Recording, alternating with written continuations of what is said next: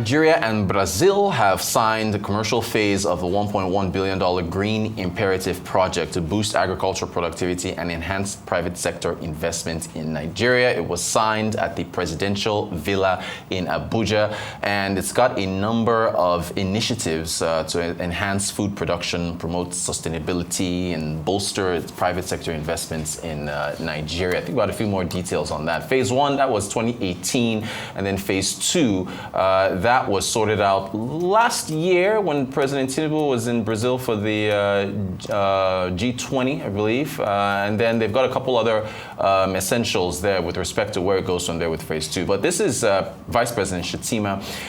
He said we've been battling with low agricultural productivity for decades. And as I've always said, entrepreneurial capitalism is embedded in the very psyche of the average Nigerian. But what our people are lacking is the wherewithal to be placed on the first ladder of development.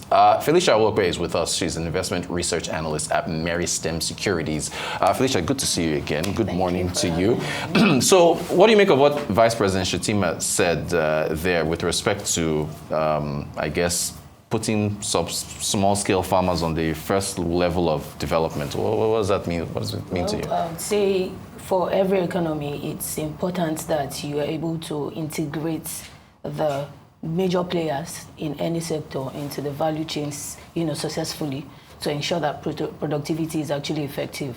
For Nigeria, the bulk of our farmers are the subsistence farmers with, not so much capacity and funding, access to market, access to information, infrastructural development, technological know-hows.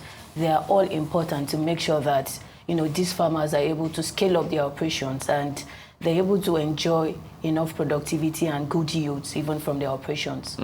Now, let's get to the Brazil's ambassador to Nigeria, Carlos Garcetti. He talked about the length of time it took to get this deal going. It says here, over the past 7 years, there have been negotiations with the Nigerian government with a view to obtaining the necessary funds from private and regional development banks to finance this ambitious project, which is worth approximately $1.1 billion. 7 years to get $1 billion. What do you think? It's like it took a really long time. Well, according to information, it says that the agreement was signed in 2018, but between 2018 and 2019, it was just conceptualization, trying to even put it into I would say bring the project into mind. And then between 2019 and 2023, they were trying to secure funding, develop a policy framework. I guess COVID threw a wrench into those plans because funding, I would say priority for those development banks, those private sector players sort of shifted during that time. I would say maybe that played into a bit of why it took this long to be able to come up with, the necessary funding to actually kickstart the project. Okay, Felicia, I've sat in one of Meristem's presentations on the economy, and you had a really brilliant presentation where you touched on the different sectors, right? And one of the sectors you've touched on, the last one I attended, was on agriculture. And this is not good. 1.1% for our viewers, looking all the way to the end of the table, full year 2024, 1.1% growth for agriculture, crop production 1.5%. Livestock is in contraction territory, -4%. Forestry, 2.4%. Fishing, we have a graph. I think table is one thing, but the graph really is where you can see. Yeah, look at that. The red, I think, is livestock. I think we have a new livestock feed. A livestock ministry right now. Can this move the needle? Because with everything that we keep doing, the number, and again, to be fair to the administration, they're only just going on 2 years this May. But so based on Agric, you've looked at the sector. Can we make any headway? Well, I would say this particular project on standing alone would not be able to move the needle because look at the country's agricultural sector. We have existing issues that have dated back a couple of years and different administrations. And this program maybe will not just be what would just suddenly shift the dynamics. But if you look at the agric sector, between last year and this year, we've seen different developments, several developments with the current administration trying to improve food productivity, as it is something that is also feeding into the inflation figures that we've been seeing for a while now. Right. And so what I believe is that by the time these, all these initiatives put together start to yield gains, maybe in the medium term, because generally the agric sector, even when we come up with initiative, it has to come for planting season. There have to be time to, cultivate farmlands. Maybe we're distributing inputs, then it has to go through when this input will be actually planted before we start seeing yield and all that. So it takes time for initiatives for the agricultural sector to actually start to show tangible results. So I would say maybe in the near to long term, maybe we might begin to see improved growth and improved performance for the country's agricultural sector, but not just from just this program. Right. Other things have to be put in place, and it has to be the combination of different initiatives and updates. Okay, so I wanted, the VP was pointing out some other items here from this GIP. I wanted to go through them, particularly about plugging farmers to value chains. So yeah, private sector driven, linking farmers to value chains, enhancing productivity, securing long-term sustainability, all those good stuff. But my question is, there are so many small-scale farmers. When we talk about linking them into value chains, there's only so many big firms, right, that are present here. Can they all be absorbed as far as these value chains are concerned? But I would say it's a process. Yeah. I don't think all the farmers would, be absorbed maybe at the initial goal. Yeah, it's going to take time, and we have other initiatives like the National Extension Program, the NIP program that seeks to build a platform to be able to disseminate information and this thing across to small farmers and all that. I believe if these different systems are able to work together, if there's a way to integrate these things over time, we would see more, numbers of farmers being integrated fully into the value chain system. But of course, everything has to go through a process. It's a process. All farmers will not just, be miraculously, integrated into the agricultural value chain maybe at a go or in 1 week or in 1 month. But if there's consistency and there's efficiency when these programs and initiatives are deployed, in the midterm, we might actually see that happening. Now, so there's also the question of mechanized farming and skills. Again, a lot of these farmers are not, that formally educated because they're in the informal sector. So there's something that Mr. Carlos Garcete, the ambassador, said here. He said, in the event of a tractor breakdown, repairs can be conducted in Nigeria by personnel trained under the GIP framework. I mean, it sounds very promising, but what do you make of that with respect to mechanized farming? I would say, being able to repair a tractor would be the, it's the one part of it, but it's not the entire thing. Yeah. So the program, the initiative seeks to, initiate a transfer of knowledge, technological knowledge from, systems that have actually worked for them in Brazil to Nigeria. So it's going to involve more than, knowledge of assembling machineries in Nigeria. It's going to involve knowledge of, developing processing, irrigation systems that could actually help.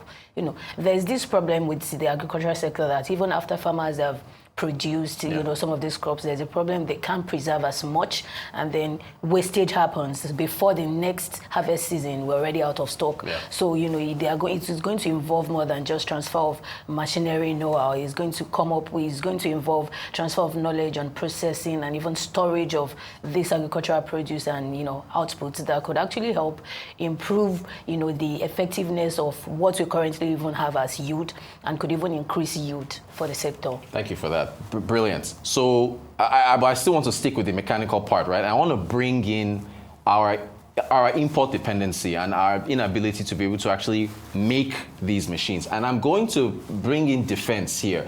December the 6th of 2023, we had Chief of Defense General Christopher Musa on, I think it was Newsnight, and here is what he said about, at that time, the budgets and Nigeria's inability to make the defense items that are needed to keep the country safe. Frankly speaking, the regime of President Tinubu has actually shown us commitment. You can see the budget, what has been projected. In the past, yes, you hear large sums of money is being approved for the military, but the question is, how much do we get? I think that's always very important. And that's why, even to my challenge to you as a journalist, always try and find out how much was released, how much did the commanders get? And if you're able to do that, and then we don't manufacture any of the items we use. We buy them in dollars. And so if you look at the amount that has been released and convert them to dollars, how much are they? How much? For example, the 1 billion that was released for in the past, these 12 Super Tucanos that were bought for over $600 million out of 1 billion. That's almost gone. How much do you buy MRAPs? How much do you buy APCs? How much do you buy tanks? How much do you buy ships? How much do you buy aircrafts? So you find out that with the monies you do, when you convert them to dollars, you are not even getting much. For every piece of ammunition we buy them in foreign currency. And we buy them in millions because you use them quickly. So I think people should really understand that, yes, we cannot get everything that we know. It's not possible. No nation gets what it gets. The American budget next year for defense is $843 billion. They manufacture their equipment. They buy these equipment. And other countries, China, Germany, Britain. So you see that it's really a tough one. And that's why the president has approved the bill, just signing the bill for DICON. For us, we must produce what we need. We must produce what we need. That was, again, December of 2023. So, again, I'm bringing that up again just to get your thoughts on this mechanized farming and the dollar requirements to bring them into the country, and whether we should be having this conversation of us being able to make these things ourselves. If honest, I'm dreaming. I mean, if you look at the Nigerian economic landscape, I would say it's not just the agricultural sector that is suffering from the fact that our country is import dependent. Yeah. Manufacturers need to import, telecom operators need to import both skills and equipment and all that. And of course, it's not news. We've always had this discussion. I think one time around last year or last 2 years, there were talks about optimizing the Ajaokuta steel company. That it's, there are things that have to be put in place before we can actually start to manufacture. But as we stand now, I don't know if there's any significant, update from that part yet. But of course, it still remains that, yes, this initiative is trying to make sure that even if we have to import equipment, at least the skills required, would not need to be imported. So once people are trained in Nigeria, why would import equipment? At least we don't have to import, skills and, right, technology, and all that, which is what we do, for some other sectors. You have to import both manpower and, even the equipment, to actually implement, to put plants, to install plants and all these things for some manufacturing companies. And I would say, well, it's a problem. It is what it is, yeah, until there's significant development. At least we'll now have for this particular initiative, for the GIP initiatives, we'll now have to import know-how. Once people, have been trained under that particular framework, at least it's just equipment that would need to, and it protects us from that import dependency a bit. Yeah. To an extent, but maybe not to a large extent. Yeah. But it protects us from that import dependency a bit. Yeah. All right. So look, we put all this together. What would you list as the top priorities for the sector, and what's your outlook for agriculture for this year? Agricultural sector, top priority, insecurity in agricultural producing countries. Yeah. Let's make sure that these farmers even feel safe enough to actually, farmers would get discouraged if I plant this season and farmer headers clash, or because of weather conditions that could have been prevented and all this productivity is just wasted. Then I begin to get skeptical on, should I go all out? Should I take loans to now cultivate this farmland again? So insecurity, information needs to be disseminated to these farmers. Or there's this weather condition that is likely. Do farmers have that knowledge? Do they have, the information on how to even protect their investments against, the eventuality of some of these, maybe weather conditions and all. Another thing would be infrastructure. Every sector in Nigeria, still depends on government infrastructure, good roads, storage system, electricity supply. Those things need to be put in place to actually make, it easier for farmers to now and then access to funding. Like we all see, that's every administration comes up with different initiatives for the agri sector.